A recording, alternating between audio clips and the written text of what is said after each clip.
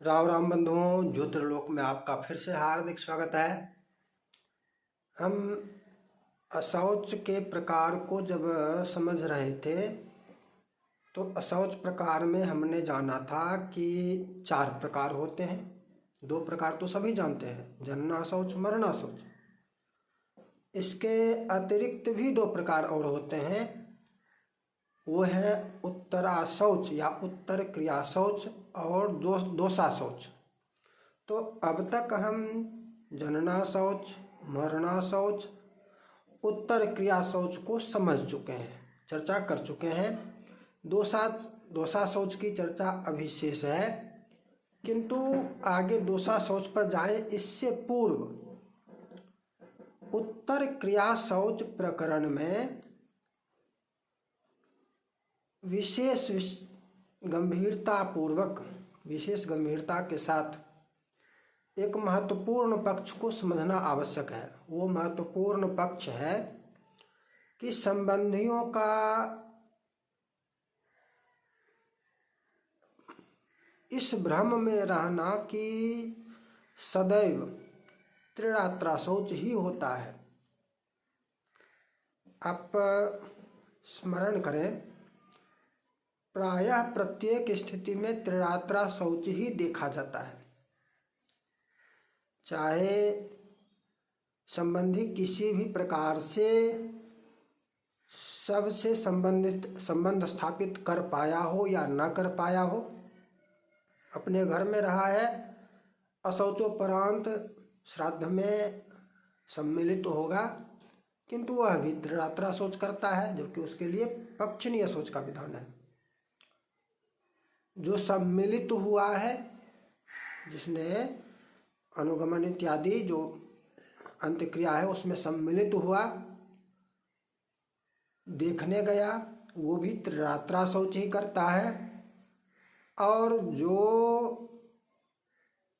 1-2 दिन रहा मृतक के घर में जाकर, मृतक के घर भी गया, 1-2 दिन वहाँ पर रहा भी, या 1 दिन कम से कम और रह गया, शवदाह के पश्चात 1 दिन वहाँ रह गया, वहाँ भोजन किया और अगले दिन वापस आ गया कि त्रिरात्रा शौच ही है, नखवाल कर क्षौरकर्म करने के लिए, शुद्धिकरण के लिए, कि त्रिरात्रा शौच है, घर वापस आ जाएंगे, घर वापस चला गया और उसने अपनी शुद्धि कर लिया। यही प्रकरण, यही विषय महत्वपूर्ण है, इसको गंभीरता से समझना आवश्यक है। सभी परिस्थितियों में ऐसा नहीं है। त्रिरात्रा शौच सामान्य रूप से इसलिए कहा गया है कि संबंधी मृतक में किसी न किसी प्रकार से सम्मिलित हो ही जाते हैं, चाहे स्पर्श करने जाए, दर्शन मात्र करें, अनुगमन करें, दाह संस्कार में सम्मिलित हो जाए, अन्न ग्रहण कर लें, घर चले जाएं, अनेकों प्रकार से किसी न किसी प्रकार से सम्मिलित हो जाते हैं। तो उस स्थिति में त्रिरात्रा शौच, किसी भी प्रकार से संसर्ग हो गया सबका, मृतक के साथ संबंधियों का, तो त्रिरात्रा शौच न्यूनतम हो जाता है, सामान्य पक्षिणी है, न्यूनतम अशौच पक्षिणी है। यदि किसी प्रकार से सबसे संसर्ग स्थापित नहीं हुआ, मृतक से संसर्ग स्थापित नहीं हुआ संबंधियों का,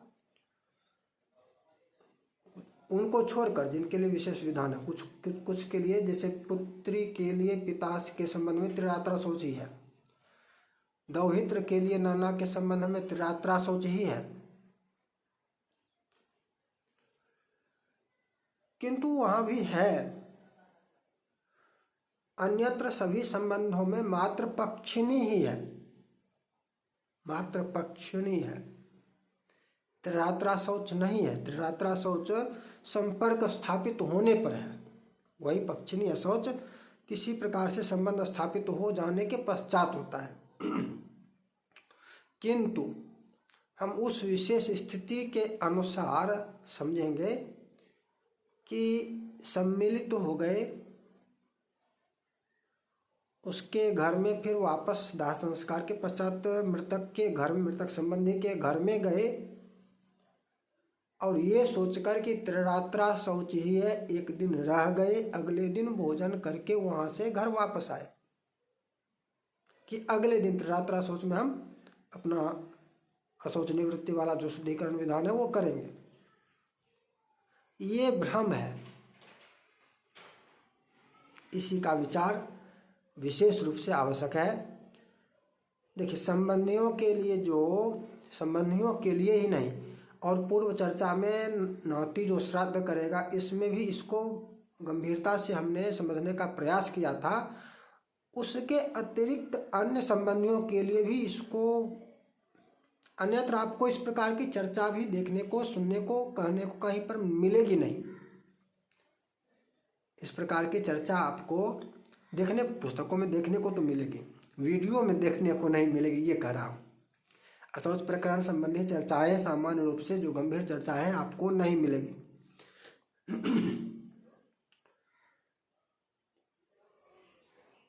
अन्न भक्षण, मृतक का अन्न भक्षण और मृतक के घर में वास, ये दोनों भी महत्वपूर्ण रूप से विचारणीय है। महत्वपूर्ण तथ्य क्या है यहाँ पर विचार करने का, इसको समझ लिए। मृतक का अन्न भक्षण और मृतक के घर में वास, एक दिन भी जाकर देखकर आ जाना, इसमें नहीं, ये अंतर है। वो वास नहीं होगा, गए दर्शन करके वापस आ गए, घर मृतक के घर जाकर वापस चला आया तो वो वास की श्रेणी में नहीं आएगा। कम से कम एक दिन वहां पर एक रात विश्राम किया तो वास कहला जाएगा, तो वास कहलाएगा, मृतक के घर में वास कहलाएगा। अन्न में भी एकमात्र अन्न ग्रहण करते हैं मृतक का तो त्रिरात्रा शौच हो जाता है। पहली बात है, मात्र मृतक का अन्न भक्षण करते हैं तो त्रिरात्रा शौच। एक पक्ष है मृतक के घर में वास करते हैं तो भी त्रिरात्रा शौच, यदि दूसरे दिन तीसरे दिन वो अपना वहां से निकलकर वापस आ जाते हैं तब। यदि मृतक के घर में ही वास कर रहे हैं, निरंतर वहीं रहना है, तब तो पूर्ण अशौच हो जाता है। मृतक के घर में ही 10 दिन रहना है तो पूर्ण शौच होगा। त्रिरात्रा शौच करना है तो वास करने वाले को निकलना होगा। किंतु यहाँ पर जो मुख्य एक और पक्ष है वो यह है कि अन्न और वास दोनों यदि हो गया, मृतक का अन्न 3 दिन, मृतक के गृह में वास करना 3 दिन, और दोनों यदि हो जाए, अन्न भक्षण भी और वास भी, तब पूर्णा शौच, तब दशाहा शौच।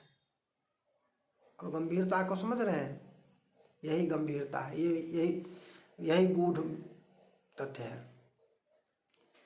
मृतक के घर में जाकर एक दिन रह गए, दाह संस्कार करके आए, और मृतक के घर में एक दिन सांत्वना देने के लिए निवास कर गए, वास हो गया, 3 दिन का हो गया, वहां पर त्रिरात्रा शौच हो गया। पक्षिणी भी था तो भी, नहीं भी था तो भी त्रिरात्रा शौच हो गया। अगले दिन उसका घर छोड़ने से पूर्व, वहां से निकलने से पूर्व, अपने घर में आते समय आपने अन्न भक्षण कर लिया, अन्न ग्रहण कर लिया मृतक के घर का। यदि वास नहीं करते तब तो 3 दिन का ही रहता, क्योंकि वास कर चुके हैं उसके घर में और अन्न भी ग्रहण कर चुके हैं तो पूर्ण शौच हो गया, त्रिरात्रा शौच नहीं रहा। यही संबंधियों के लिए भी तो त्रिरात्रा शौच नहीं रहा। यद्यपि इसमें एक तर्क दिया जा सकता है, क्या कि सामान्य रूप से मृतक के घर का अन्न नहीं होता है, इधर उधर से आया जाता है, आता जा है, कहीं कहीं दूसरे घर से आना जाना अन्न का होता है। दूसरे लोग घरों से संबंधियों की तरफ से ही बनाकर भेजा जाता है। पड़ोसी गोतिया सपिंड इत्यादि बनाकर देते हैं। मृतक के घर में भोजन नहीं बनता है, तो वो तुम्हें उसको मृतक का अन्न कैसे कहेंगे? एक इसमें पक्ष आ सकता है। देखिए, मृतक के घर में जो अन्न आ गया पका हुआ, वो भी मृतक का ही अन्न होगा। कैसे? चलिए, ये मोबाइल जो है मैंने आपको दे दिया, तो ये अब किसका होगा, मेरा या आपका? जिस मोबाइल से वीडियो बना रहा हूँ, ये कुर्ता ये कुर्ता किसी यजमान ने मुझे दिया। ये अब समझिए, इस प्रकार से किसी यजमान ने ये कुर्ता मुझे दे दिया। ये कुर्ता अब किसका है, मेरा है या यजमान का है? ये गमछा किसी यजमान ने दिया, तो ये गमछा मेरा है या यजमान का है? यजमान का है, ये मेरा है। और उस विषय से हटकर चलिए, जो मैं अरुमोर तोरते माया पर कथा प्रकरण की चर्चा है। यहाँ पर हम उस प्रकरण से संबंधित चर्चा नहीं कर रहे हैं कि यहाँ पर अब आपके मन में आ जाए कि मेरा तेरा कर रहे हैं। उस विषय को अलग रखने दीजिए, वो विषय यहाँ पर नहीं है। मेरा तेरा से यदि आप मुक्त हैं, मुक्त को असोच नहीं लगता है। यदि आप मैं और मोर तोड़ पे माया से मुक्त हैं, चाहे आप हैं या मैं हूं, तो आप असोच से भी मुक्त हैं। लेकिन सोचिए, क्या आप मैं और मोर तोड़ते माया से मुक्त हैं? बोलने के लिए, बस कथा कहने के लिए यदि कहते रहे उस समय, तो उतने से नहीं होता है ना। असोच से मुक्त का विधान, मुख्य विधान आपने देखा था, पहली चर्चा आरंभ में ही किया था कि वेद और अग्नि से युक्त ब्राह्मणों को अशौच नहीं होता है, और यदि एक पक्ष मानता भी है तो वो एकाहा शौच ही मानता है। अशौच का निवारण कहाँ पर है? वेद और अग्नि से युक्त ब्राह्मणों के लिए है। उसका भी कलयुग में निषेध है। कलयुग में वो भी नहीं, वो भी मान्य नहीं, अशौच संकोच नहीं।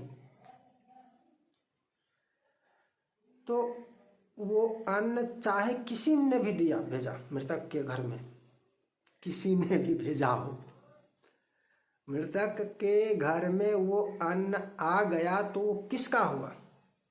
वो मृतक के घर का हो गया। ये कुतर्क या तर्क ही कहें, इसको कुतर्क नहीं कहें, ये तर्क यहाँ पर समाप्त हो जाता है कि मृतक का अन्न नहीं होगा। किसी अन्य के घर का अन्न है तो उसको मृतक का अन्न नहीं माना जाएगा। ये तर्क समाप्त। दूसरा पक्ष है कि वहां पर चलो रहना है तो भक्षण कैसे नहीं करेंगे। अन्न कथन का तात्पर्य है पका हुआ अन्न। ये चर्चा भी पिछली चर्चा में इसको भी समझने का प्रयास किया गया था। पका हुआ अन्न, फल अन्न में नहीं आएगा। फल की गणना अन्न में नहीं होगी। यदि कुछ फल ग्रहण करके चले हैं या स्वयं का व्यवस्था करके फल ग्रहण करके चले हैं, उसमें वो अन्न की श्रेणी में नहीं आएगा। इसीलिए चूरा की चर्चा कर चुके हैं कि चूरा की गणना अन्न में नहीं होगी। और जहाँ पर होटल इत्यादि की व्यवस्था नहीं है, वहाँ पर चूरा ही दिया जाता है, खिलाया जाता है। चूरा ही ग्रहण किया जाता है दाह संस्कार के पश्चात, या दाह संस्कार में सम्मिलित होने वालों को भी चूरा ही दिया जाता है। वो अन्न में नहीं है। यद्यपि उसका नाम चिपटान्न है, लेकिन जब अन्न विशेष रूप से बोला जाता है तो उस समय अन्न का तात्पर्य होता है पका हुआ अन्न। पका हुआ भोजन। चूरा अन्न है भी और नहीं भी। पका हुआ भी है क्योंकि उबाला तो जाता है, तो अन्न है भी, भक्षण किया जा सकता है, सीधे अन्न है भी।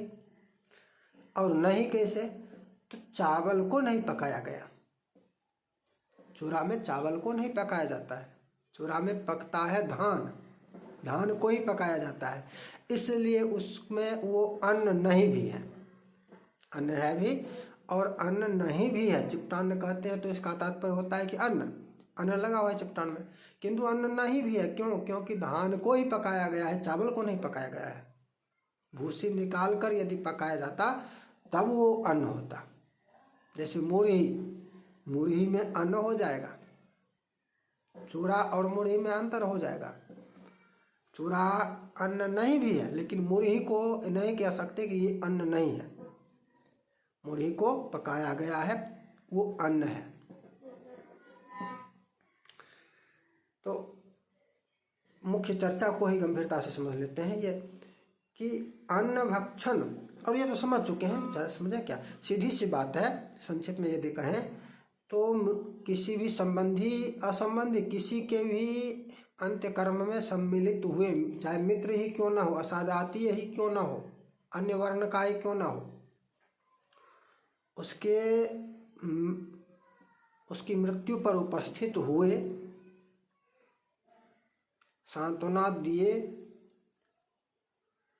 उसके घर में 1 दिन का वास किए या 2 दिन का वास किए, उसका अन्न ग्रहण किए, दोनों कर्म कर, दोनों अन्न और वास दोनों का संयोग यदि हो गया तो त्रिरात्रा शौच नहीं होगा, तो 10 पूर्णा शौच होगा, 10 रात्रा शौच होगा। और यही मुख्य विषय है, यही समझाने का प्रयास इस चर्चा में हम कर रहे थे कि सामान्य संबंधियों को भी 10 रात्रा शौच होता है। उसकी स्थिति है, अनेकों स्थितियों में, अनेकों परिस्थितियों में 3 प्रकार का सामान्य विषय जो है, पक्षिणी, त्रिरात्र और 10 रात्र। तो सामान्य संबंधियों को तीनों पक्ष में से परिस्थिति के अनुसार कोई एक होता है। किसी प्रकार से सबका संपर्क नहीं हुआ, मात्र सूचना प्राप्त हुई तो पक्षिणी, सबका संयोग प्राप्त हो गया किसी भी प्रकार से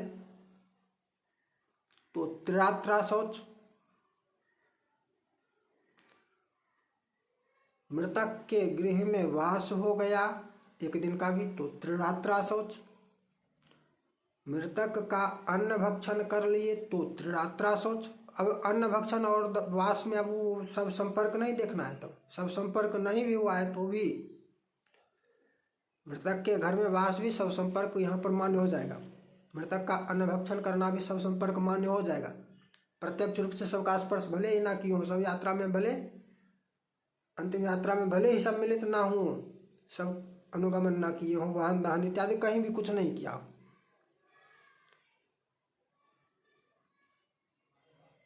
और मतलब अन्न भक्षण हुआ तो भी त्रिरात्र, या वास हो गया तो भी त्रिरात्र, और अन्न व वास दोनों जुड़ गया, दोनों तो 10 रात्र पूर्णा शौच। इसी को ध्यान में रखना आवश्यक होता है। चर्चा को आगे बढ़ाने का प्रमाण, हाँ प्रमाण तो पिछली चर्चा में अनेकों प्रमाण देख चुके हैं, समझ चुके हैं। पिछली चर्चा मातामह से संबंधित, नाना का श्राद्धनाति करेगा तो 10 रात्र कैसे होगा, इस चर्चा को जाकर देख लीजिए। उसमें प्रमाणों की भी प्रमाण भी प्रस्तुत किए गए। पुनः प्रमाणों की पुनरावृत्ति आवश्यक नहीं है। जानकारी अधिक से अधिक लोगों तक पहुंचाने का प्रयास, साझा करने का प्रयास सबको करना चाहिए। फिर मिलेंगे नई चर्चा के साथ। जय जय श्री राधे।